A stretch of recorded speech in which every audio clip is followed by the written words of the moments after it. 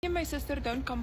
I got you. Ons is hier so by die heel goedkoopste shoppingwinkel in die UK, Lidl. Daar is die menu vir die week. Daar is die shoppinglysie. Let's go. Klomp sakke gebring want hulle is lekker goedkoop. Dit is amper so Shoprite in Suid-Afrika. Soos altyd, kom ons doen die vleis eerste. Hoop net hulle het alles.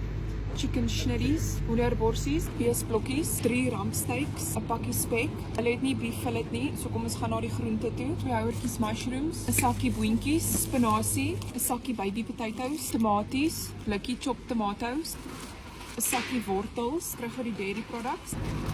'n sakkie gerasperde kaas, 3 houertjies room, 2 liters melk, 1 liter melkie vir sakkie verwerk, chocolate melkie vir Viandrey, boksiemelk vir as ons vars melk opraak. Kom ons gaan kyk vir al die ander goedjies. 2 rolletjies puff pastry, pakkie ham, parma ham, sop en buns, witbroodjie, breinbroodjie, rapeseed oil want dit is op special. 10 eiers, meel, regte mayonnaise, English mustard. Dis kry die snacky snacks.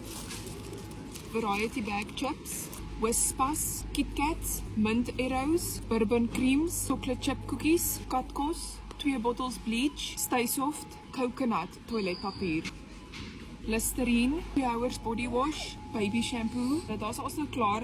Paar goedjies het hulle nie gehad nie, die beef fillet, die chestnuts, die katvleisies en die scent boosters. So ek sal dit sommer by Sainsbury's gaan kry. 'n Vinnige overview. Hierso is die hele trolley goeders. Was baie goedjies. Kom ons gaan betaal gou. Ek gaan julle nou net daar moet los. Ek hoop julle kan lekker al sien. Dis wat ek like van om by Sainsbury's te shop met die scannertjie, want jy het nie al hierdie vef nie. Sakke paktyd.